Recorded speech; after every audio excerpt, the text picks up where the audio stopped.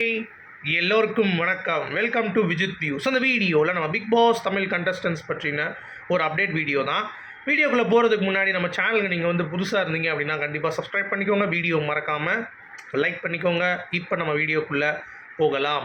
So முதல் topic வந்து பார்த்தீங்க அப்படின்னா, மாயாவை புகழ்ந்த பிரபல இயக்குனர் அது யார், எப்படி புகழ்ந்திருக்காங்க அப்படிங்கிறதை பற்றி பார்க்க போகிறோம். அடுத்து வனிதாவுடைய பொண்ணு ஜோவிகாவுக்கு ஒரு போஸ்ட் போட்டுட்டு இப்போ வர வர பயங்கரமான ஒரு ஃபோட்டோஷூட்லாம் பண்ணி நிறைய நெகட்டிவ் கமெண்ட்ஸ் வருவதற்கான காரணம் என்ன, அதை பற்றியும் வந்து பார்க்க போகிறோம். அடுத்து பூர்ணிமா ஒரு சின்ன ஒளி, அந்த ஒளியிலிருந்து நான் வந்து ஒரு பாசிட்டிவ் எடுத்து நான் வந்து கொண்டு என் லைஃப்பை ஃப்ரேம் பண்ணிப்பேன் அப்படின்ற மாதிரி அவங்க வந்து ஒரு விஷயம் வந்து பண்ணியிருக்காங்க. அது என்ன அப்படிங்கிறத பற்றி பார்க்க போகிறோம். அடுத்து அர்ச்சனா அவர்கள் அவங்களுடைய காலேஜில் இன்றைக்கி வேறு லெவலில் ஒரு விஷயம் வந்து அதிர வச்சுருக்காங்க. அது எந்த காலேஜ், எதுக்காக போனாங்க அப்படிங்கிறத பற்றியும் நம்ம வந்து பார்க்க போகிறோம். ஸோ டோட்டலாக இவ்வளோ விஷயங்கள் வந்து பார்க்க போகிறோம். அடுத்து பிக் பாஸ் கொண்டாட்டம் அது பற்றின அப்டேட்ஸும் வந்து பார்த்திங்கன்னா பேக் டு பேக் வந்து பார்க்க போகிறோம். ஓகேங்களா? ஸோ ஃபஸ்ட்டு டாபிக், மாயாவை புகழ்ந்த பிரபல இயக்குனர், அந்த இயக்குனர் யார் அப்படிங்கிறதை பற்றி தான் டிஸ்கஷன். ஸோ மாயா பொறுத்த வரைக்கும் அவங்க வந்து தேட்டர் ஆர்டிஸ்ட். இன்றைக்கி கூட வந்து பார்த்திங்கன்னா ஒரு தேட்டர் பர்ஃபார்மன்ஸ் வந்து மாயாவுக்கு வந்து போகுது அப்படிங்கிறது தான். ஸோ 4 மணிக்கு ஆரம்பிச்சிருக்கோம். இப்போ நான் வந்து சொன்னாலும் உங்களுக்கு நீங்கள் போய் பார்க்க முடியாது. ஸோ அவங்களுக்கான அந்த ஆப்பர்ச்சுனிட்டி வந்து அவங்களே க்ரியேட் பண்ணிகிட்டு இருக்காங்க அப்படிங்கிறது ஒரு பக்கம். இன்னொரு பக்கம் ஒரு ஹாலிவுட்டில் ஸ்டைலில் ஒரு ஷார்ட் ஃபிலிம் வந்து ஒன்று பண்ணியிருந்தாங்க. அதை வந்து ஒரு ஃபிலிமாக ஆக்கணும் அப்படின்ற மாதிரி அவங்க வந்து பிளான் பண்ணியிருந்தாங்க. நமக்கு தெரியும் ஏற்கனவே. இன்னொரு சைடில் லோகேஷ் டீம் வந்து கதை சொல்லி அதுவும் வந்து ஒரு சைடு வந்து பார்த்திங்கன்னா மூவ் ஆகிட்டுருக்கு. உங்களுக்கு அது வந்து தெரிஞ்சிருக்க விஷயம் தான். அந்த ப்ராசஸ் வந்து அப்படி நின்றுட்டுருக்கு. ஏன்னா லோகேஷுக்கு இன்னொரு படம் ஹிட்டு கொடுத்தா தான் அவரே ஸ்டேபிளாக டேரக்டராக நிற்க முடியும் அப்படின்ற ஒரு நிலைமை வந்து வந்துடுச்சு. ஓகேங்களா? அது ரஜினி சாரோடைய படத்துக்கு வந்து அவர் ஃபோக்கஸ் பண்ணிகிட்ருக்கார் அப்படின்றதுனால ப்ரொடக்ஷன் சைடில் இன்னும் ஒரு ஸ்கிரிப்ட் வந்து கன்ஃபார்ம் பண்ணிட்டாங்க. ஏற்கனவே ஒரு ஸ்கிரிப்ட் வந்து ரிலீஸ் ஆயிடுச்சு, ஃபைட் கிளப் அப்படின்னு சொல்லிட்டு ஒரு படம் நம்ம உரியடியோட டேரக்டர் வந்து பண்ணியிருந்தார். அதுவும் வந்து சரியாக விமர்சனம் வந்து இல்லாததுனால இப்போ அடுத்த ப்ரொடக்ஷனில் நெகட்டிவிட்டி இருக்கக்கூடிய மாயாவுக்கு வந்து பார்த்திங்க அப்படின்னா எப்படி வாய்ப்பு கொடுப்பது அப்படிங்கிற மாதிரி ஒரு சிந்தனைகள் போய் கொண்டு இருக்குது. But at the same time பிரபல இயக்குனர்னால் யார், இவரா லோகேஷா அப்படின்னு சொல்லி நீங்கள் கேட்குறது எனக்கு புரியுது. லோகேஷ் கிடையாது. இந்த பிரபல இயக்குனர் வந்து பார்த்தீங்கன்னா கௌதம் வாசுதேவ் மேனன். ஸோ அவர் வந்து இன்றைக்கி மாயாவுக்கு ஒரு பாராட்டு தெரிவித்து ஜோஷ்வாங்கிற படம் வந்து ரிலீஸ் ஆகுதுல்ல, நம்ம வருண் பிக் பாஸில் வந்தார்ல வருண் அப்படின்னு சொல்லிட்டு ஒருத்தவர். ஸோ அவர் வந்து நடித்து ஒரு படம் ரிலீஸ் ஆகுது கௌதம் மேனன் டைரக்ஷனில். ஸோ பயங்கரமான ஒரு பட்ஜெட்டில் வந்து உருவாகுது. அதில் ஸ்டண்ட் கொரியோகிராஃபராக மாயாவை இயக்குன அந்த ஒரு டைரக்டர், அதாவது ஷார்ட் ஃபிலிம் எடுத்தார்ல, அந்த அவரும் ஸ்டண்ட் கொரியோகிராஃபர் தான். அவர் வந்து இந்த படத்தில் ஒர்க் பண்ணியிருக்கார். ஸோ அவங்களுக்கு வந்து பாராட்டு தெரிவிக்கும் வகையில் அவர் வந்து ஒரு போஸ்ட் போட்டிருக்கார் கௌதம் மேனன். அது என்ன சொல்கிறது, ஆடியோவே போட்டிருக்கார். இப்படி தான் அப்படின்ற மாதிரி. அது என்ன ஆடியோ அப்படின்னு சொல்லி பார்த்தீங்கன்னா, இன்னிலேருந்து ஒரு புது ஆக்ஷன் ஹீரோ வந்து கிடைக்க போகிறாங்க நம்மளுடைய தமிழ்நாட்டுக்கு சொல்லிட்டு வருணுடைய பேரை மென்ஷன் பண்ணுறாரு. அடுத்து வந்து ஒரு ஹீரோயினும் கிடைக்க போகிறாங்க, அவங்க தான் மாயா. ஸோ என்னுடைய ஃபைட் கொரியோகிராஃபர் இந்த ஷார்ட் ஃபிலிம் பண்ணியிருக்காரு, ப்ளஸ் அதை வந்து ஃபுல் ஃபிலிமாக கன்வெர்ட் பண்ண போகிறாரு. ஸோ மாயா கூடியல் விரைவில் சில்வர் ஸ்க்ரீனில் தக்கன்னு ஜொலிக்க போகிறாங்க அப்படின்ற மாதிரி ஒரு பாயிண்ட் ஆஃப் வியூவில் கௌதம் மேனன் அவர்கள் வந்து பேசியிருக்காரு. ஸோ ஹார்ட் ஒர்க், டெடிக்கேஷன் எல்லாமே மாயா கிட்டே வந்து ஒரு தடவை இருந்தாலும், இந்த கேம் ஷோ ஒரு பக்கம் வந்து ஓவர் ஆனாலும், அவங்க போகிற போஸ்ட்டுக்கு எல்லாமே நெகட்டிவாக இருக்கிறதுனால அவங்க அப்படியே அதை வந்து என்ன சொல்கிறது, எதுவுமே எடுத்துக்காமல் அப்படியே போயிட்டா கூட இந்த மாதிரி முழுவாக ஏதாவது ஒரு படம் வந்து புதுசாக கிடைக்கும் பொழுதோ இல்லை முழுசாக அமையும் பொழுதோ திடீர்னு ஒரு நெகட்டிவ் ஏதாவது வந்துச்சு அப்படின்னா கொஞ்சம் பின்வாங்குவாங்க. ஸோ அந்த ஒரு விஷயம் வந்து மாயா வந்து கரெக்டாக ட்ராக் பண்ணணும் அப்படிங்கிறது தான் பாயிண்ட். இல்லாட்டி முடிஞ்சு போயிடுச்சு அப்படிங்கிறது தான். பட் அவங்க அதை பற்றிலாம் எதுவும் கவலைப்படுற மாதிரியே தெரியல. நம்மளுடைய வேலையை பார்த்துட்டே போவோம், மக்கள் வந்து கண்டிப்பாக மறந்து நம்மளை வந்து தூக்கி கொண்டாடிடுவாங்க அப்படின்ற ஒரு நம்பிக்கை அவங்களுக்கு வந்து இருக்குது போல தெரியுது. அதனால தான் வந்து இவ்வளோ கான்ஃபிடென்ட்டாக தேங்க்யூ கௌதம் மேனன் சார் அப்படின்ற மாதிரிலாம் வந்து அவங்களால் போஸ்ட் பண்ண முடியுது. பட் ஓகே, கேம் அப்பார்ட், இந்த படங்களுக்காக மாயாவுக்கு ஒரு வாழ்த்துக்கள் தெரிவிக்கலாம். சரி, ஓகே, பிக் பாஸ் போயிட்டு வந்துட்டு சும்மா இல்லாமல் ஏதோ ஒரு இன்ட்ரிகிங்காக ஒன்று வந்து பண்ணுறாங்க அப்படிங்கிற ஒரு விஷயத்தில் நம்ம வந்து பண்ணலாம். ஆனால் அந்த ரெட் கார்டு மேட்ரு கொஞ்சம் டவுட்டு தான். எப்படி மக்கள் வந்து ரியாக்ட் பண்ண போகிறாங்க அப்படிங்கிறத நம்ம அவங்க ரிலீஸ் பண்ணுவாங்க தெரியுமா, அப்போ தான் தெரியும். இப்போ இம்பேக்ட் வந்து அவ்வளோவா தெரியாது அப்படிங்கிறத நான் சொல்லிக்கிறேன். அடுத்து பூர்ணிமா அவங்களுக்கு வந்து தெளிவாக சொல்லிட்டாங்க, நீ எவ்வளோ ஹேட்னாலும் கொடு, நீ எவ்வளோ நாள் என்னை கீழே இறக்கு, நீ எவ்வளோ நாள் என்னை பற்றி பேசு, நான் அதை பற்றி கண்டுக்கவே போகிறதில்ல, என் காதல் நான் கேட்கவும் மாட்டேன். சரியா?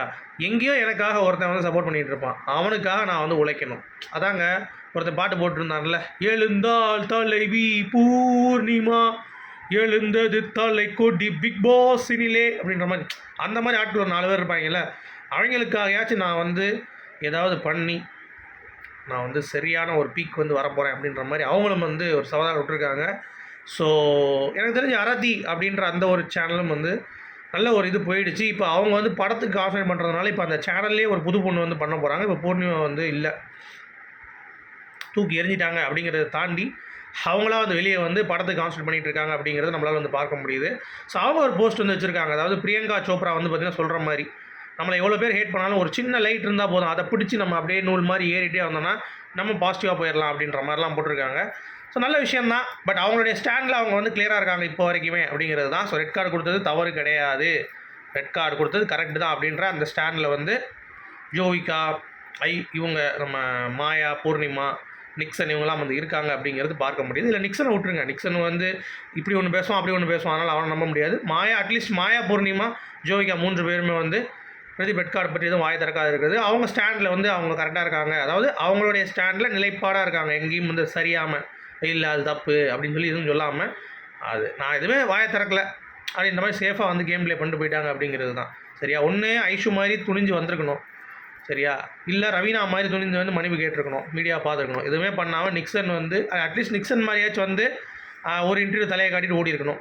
அது கூட இந்த பயந்தாங்கோலி மாதிரி கூட பண்ணலை அப்படிங்கிறத கொஞ்சம் வருத்தமாக இருக்குது. பட் இருந்தாலும் இவங்க 2 பேரும் முடிவு பண்ணிட்டாங்க. மக்கள் வந்து நாங்கள் வந்து ஏதாவது நாங்கள் எல்லாம் பண்ணிவிட்டு மேபி ஏதாவது கிடைக்கல அப்படின்னா நாங்கள் வந்து காலில் விழுந்துட்டோம் அப்படின்ற மாதிரி பிளான் பண்ணிட்டாங்க போல தெரியுது. எனக்கு அப்படி தோணுது. ஓகேங்களா, இது ஒன்று. அடுத்து நம்ம முக்கியமான ஒரு அப்டேட் வந்து பார்த்திங்கன்னா, ஜோவிகா வந்து பார்த்திங்கன்னா ஜோதிகாவாயிட்டாங்களா, குஷி படத்தில் வர்ற மாதிரி இடுப்பை காட்டின மாதிரி இவங்க வந்து பார்த்திங்கன்னா சில கிளாமரான ஃபோட்டோஸ் வந்து போட்டிருக்காங்க. அதில் ஒரு சில பேர் வந்து கமெண்ட் பண்ணிட்டாங்க, டேய் என்னடா இது, இந்த பொண்ணை இப்படியா நீங்கள் இப்போ ட்ரெஸ் எடுத்து பண்ணுவீங்க அப்படின்ற மாதிரிலாம் பயங்கரமான கமெண்ட்ஸு.